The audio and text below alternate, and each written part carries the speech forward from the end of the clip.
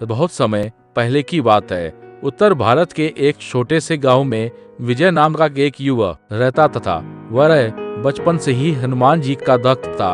हर मंगलवार और शनिवार को वह हनुमान मंदिर जाता, हनुमान चालीसा का पाठ करता और गरीबों को प्रसाद बांटता। विजय के पिता एक किसान थे, लेकिन सूखे के कारण खेतों में फसल नहीं हो पा रही थी। घर की हालत बहुत खराब हो गई थी।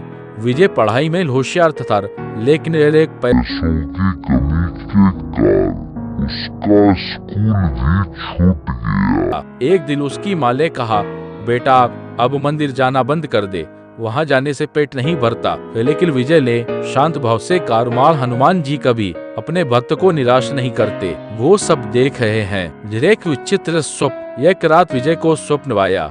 उसने देखा कि एक तेज प्रकाश के बीच हनुमान जी प्रकट हुए। उन्होंने विजय से कहा, बेटा तूने सच्चे मन से मुझे पुकारा है, कल सुबह नदी किनारे जाना, तेरा भाग्य वहीं बदलेगा। विजय की नींद खुली। उसके चेहरे पर आश्चर्य और विश्वास दोनों थे। माँ ने कहा, स्वप्न है बेटा, भूल जा। लेकिन विजय को पूरा विश्वास था कि ये कोई साधारण सपना नहीं था। जल्दी किनारे चमत्कार। अगले दिन तड़के विजय नदी किनारे पहुंचा। वहाँ कोई नहीं था। वह बैठ गया और हनुमान चालीसा का पाठ करने लगा। जैसे ही पाठ समाप्त हुआ, एक बूढ़ा साधु वहां आया। साधु ने कहा, बेटा तुम विजय हो? विजय ने आश्चर्य से पूछा, आपको कैसे पता? साधु मुस्कुराया और बोला, मुझे हनुमान जी ने भेजा है। यह लो, यह थैली लो और घर जाओ। इसका उपयोग समझदारी से करना। विजय ने थैली ली। जब उसने उसे खोला हो तो अंदर सोने के सिक्के थे। वह भागते हुए घर पहुंचा और अपनी माँ को सब बताया।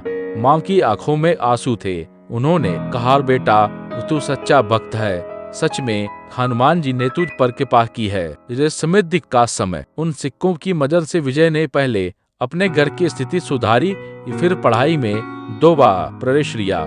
उसने दिन रात मेहनत की और वर्षों बाद वह एक बड़ा अफसर बन गया। अब गांव में कोई भूखा नहीं रहता था। विजय ने मंदिर बनवाया, विद्यालय बनवाया और हनुमान जी के नाम से अन्य क्षेत्र शुरू किया। वह कहता, यह सब मेरे बल से नहीं, हनुमान जी की कृपा से संभव हुआ है। ये अंतिम परीक्षा। एक दिन विजय ने एक बड़ी इमारत का उद्घाटन करवाने के लिए एक राजनेता को बुलाया, लेकिन उस राजनेता ने शर्त रखी, अगर तुम चाहते हो कि मैं गाऊं तो हनुमान मंदिर का झंडा हटाओ, धर्म का नाम यहाँ नहीं चलेगा। विजय सोच में पड़ गया।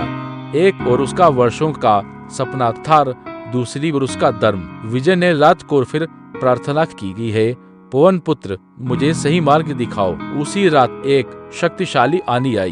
गांव की सारी बत्तियां बंद हो गईं, लेकिन मंदिर में एक हनुमान जी की मूर्ति से तेज रोशनी निकल रही थी, जैसे कोई दिव्य शक्ति जाग रही हो।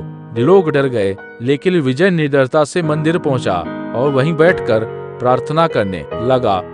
अचानक वो ही बूढ़ा साधु फिर प्रकट हुआ। साधु ने कहा, विजय ये तेरी परीक्षा है। अगर तू धर्म छोड़ेगा तो तू बहुत कुछ खो देगा, लेकिन अगर धर्म पर अडिग रहेगा तो सच्ची विजय तेरी होगी। विजय ने उसी पल निर्णय ले लिया, धर्म की विजय। अगले दिन उस राजनेता को विजय ने पत्र भेजा, आदरणीय, अगर मेरे धर्म को ठुकरा कर आपको बुलाना है तो आपका स्वागत नहीं कर सकता। मेरे लिए सबसे बड़ा नेता हनुमान जी हैं। राजनेता ने यह पत्र पढ़ा और गुस्से में आ गया। उसने मीडिया में विजय को नीचा दिखाने की कोशिश की, लेकिन लोगों को विजय की भक्ति, उसका सेवा भाव और उसका साहस पहले से ही पता था। गांव वालों ने एक स्वर में कहा, विजय नहीं, हनुमान भक्त विजय हमारे लिए असली नेता है। राजनेता को झुकना पड़ा। वह खुद मंदिर आया और विजय से माफी मांगी।